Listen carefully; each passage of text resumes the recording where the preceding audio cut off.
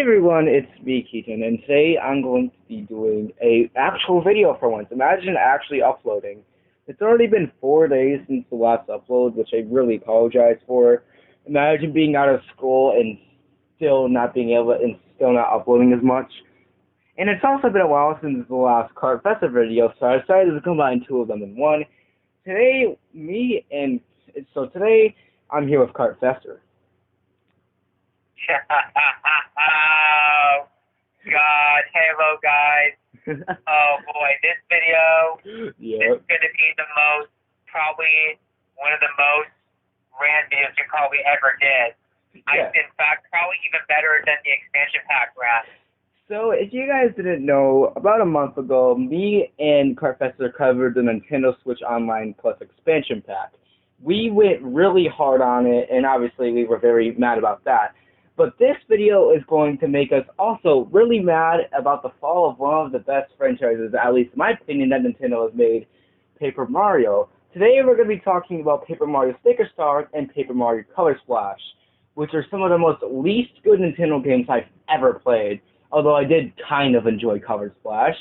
So today we're going to be ranting about these two games, and Origami King is not in the question because that game, at least in my opinion, was actually really good.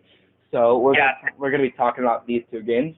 Again, I really apologize for the lack of uploads. You would think after being out of school I would upload more, but do not worry, I will be because we are continuing daily uploads, and this will be the first one of the month. So why not start off with talking about Paper Mario of all things, especially since I haven't really made anything Paper Mario on the channel before. So, why not? So So for those who have never played a Paper Mario game before, here's how it goes. Many Paper Mario fans love the series, obviously, but some are deeply upset about Sticker Star and Color Splash because of what they did to the series. We got the original game on 64, which was a really, really good game, filled with charm and everything. Then we ended up getting the sequel, The Thousand Year Door, on the GameCube, and that game is purely getting a review within itself. But we also had Super Paper Mario on the Wii, which was originally a GameCube game, but then got ported over to the Wii, and was a different turn of aspects from the first two games. It was no longer an RPG, and mixed several different genres together, along with the story being absolutely bonkers.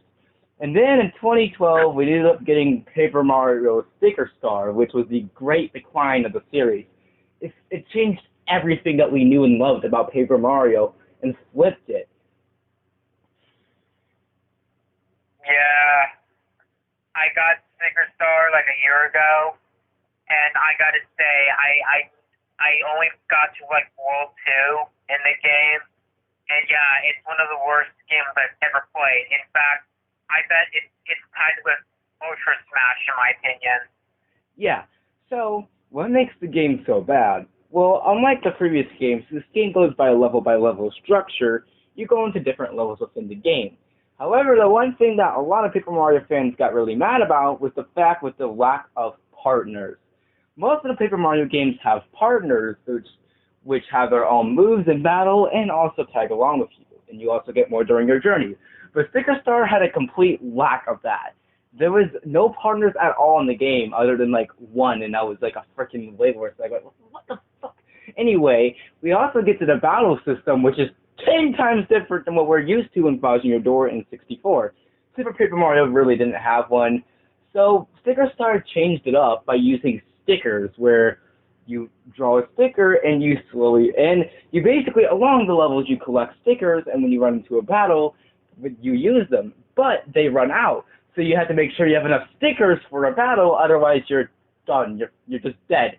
Which is absolutely horrible. Compared to the fun action commands and the fun battle systems of the previous games, this is a huge downgrade, and is honestly really irritating.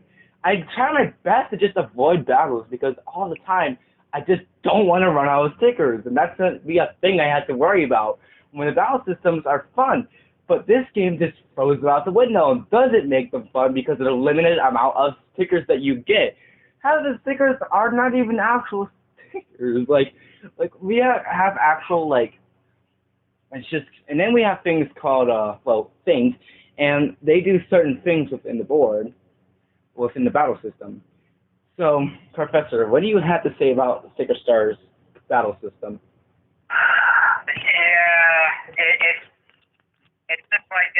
worst battle system I've seen.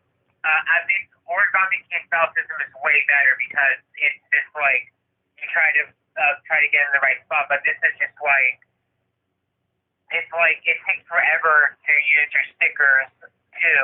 But we're gonna talk about Color Splash too with the battle system as well. Yeah, Color Splash's battle system is definitely a little different.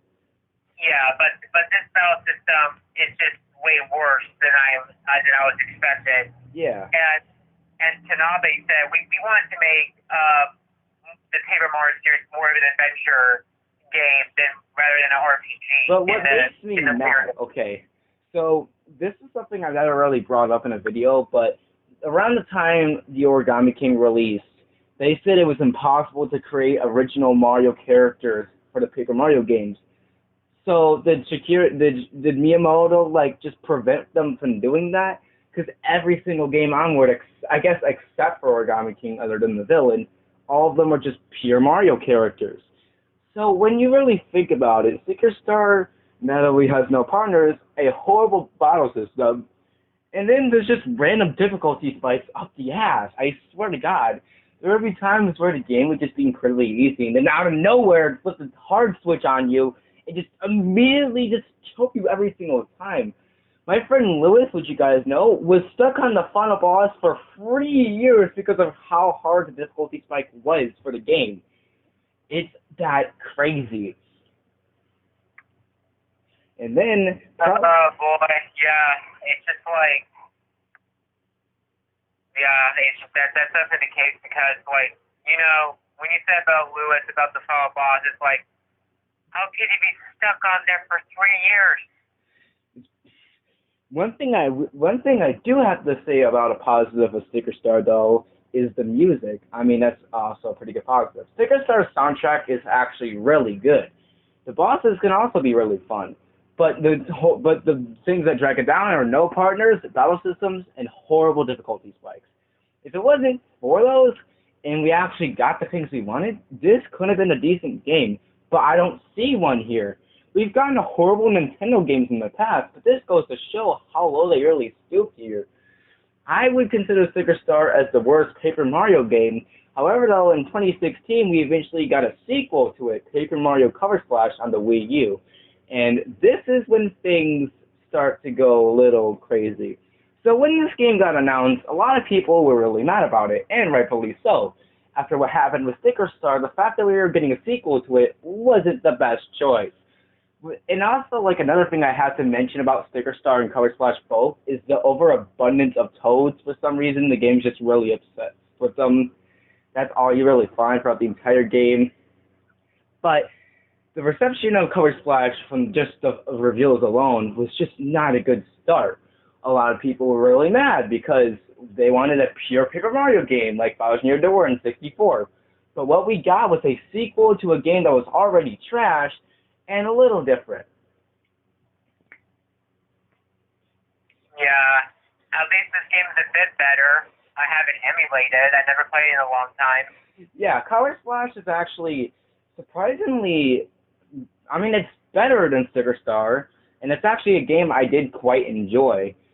I first played the game a couple years ago to get hyped for Origami King, and I'm glad I did. So the battle system for Color Splash is eerily similar to Sticker Star, but instead of stickers, they are cards. And what you do is on the gamepad, you have to choose a specific card, cover it up, then flick it up to use the attack. This is honestly really slow, but I really don't mind it. A lot of people get really pissed off about it, but I don't really mind it. I think it's a cool concept, and that probably shows why it can't be done on the Switch. Now, another thing that really irritates me is that the bosses in Color Splash are the fucking Koopalings.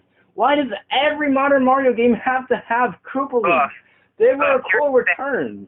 Literally, they were such a cool return to New Super Mario Bros. Wii after being absent after Mario Bros. 3.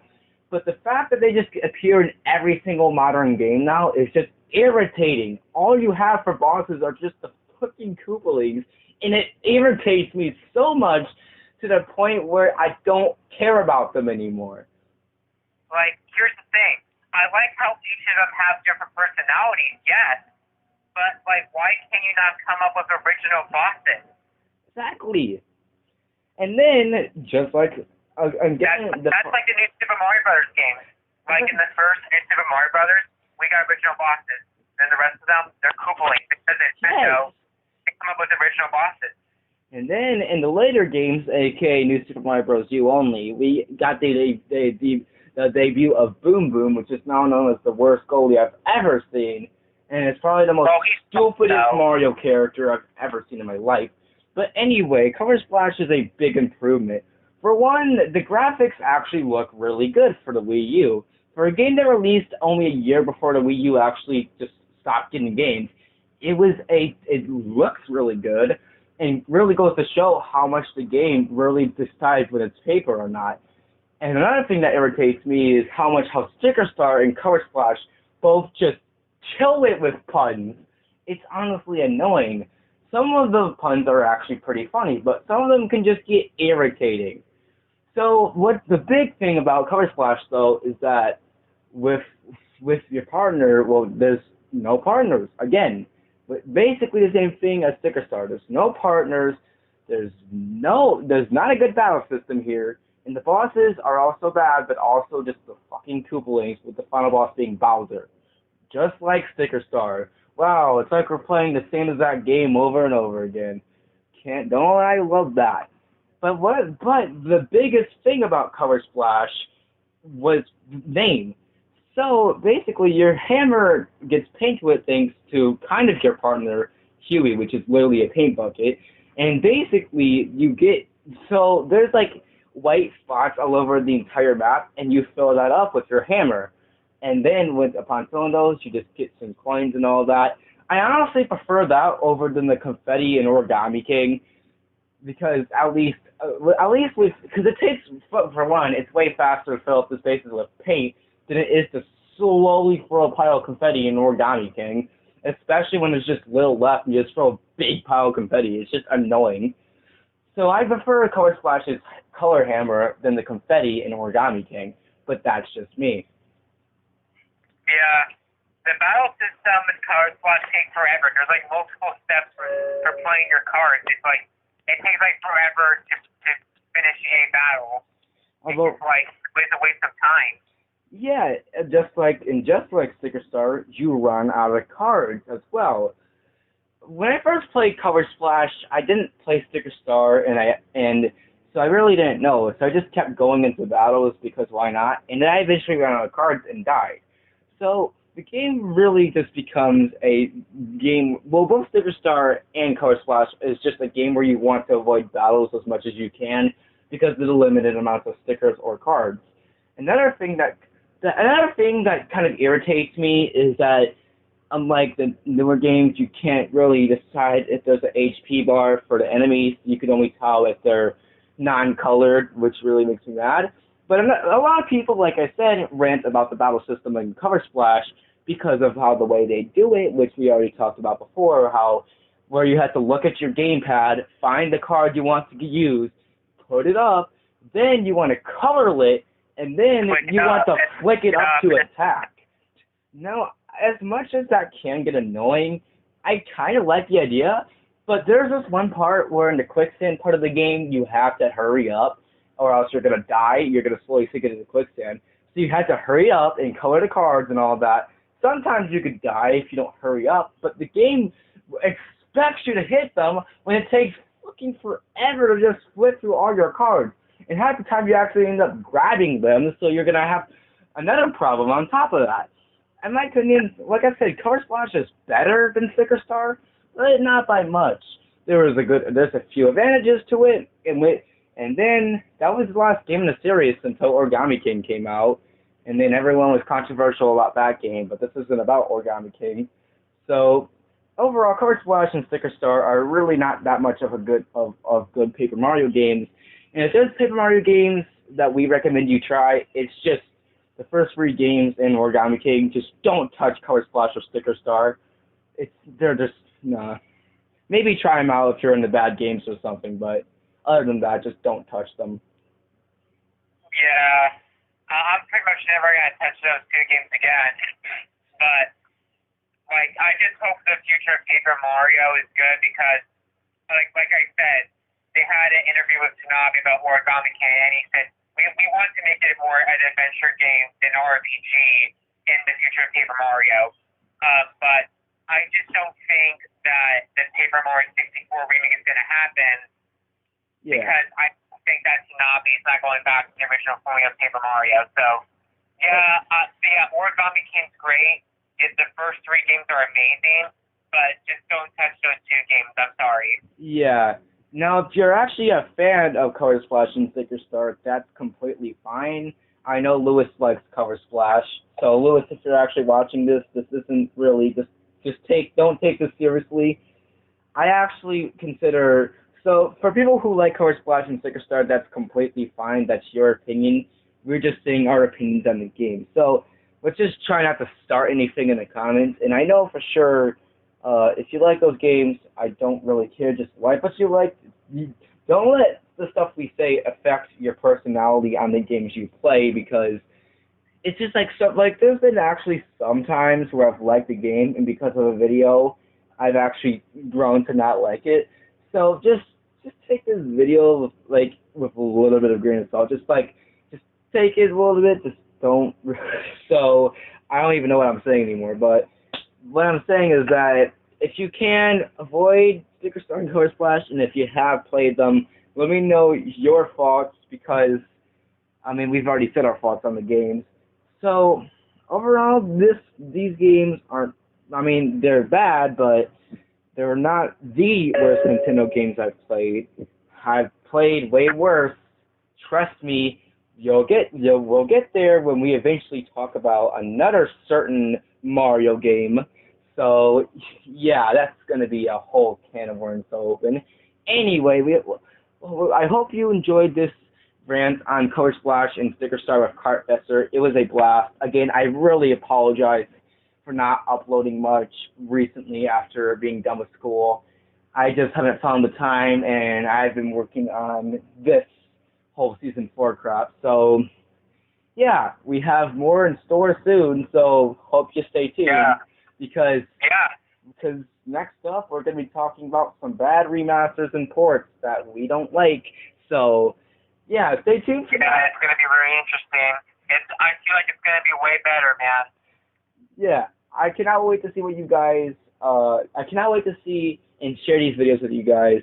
Just know, even if I don't upload, you just know, I'm working on something. So yeah, join us tomorrow when we cover the bad remasters and ports.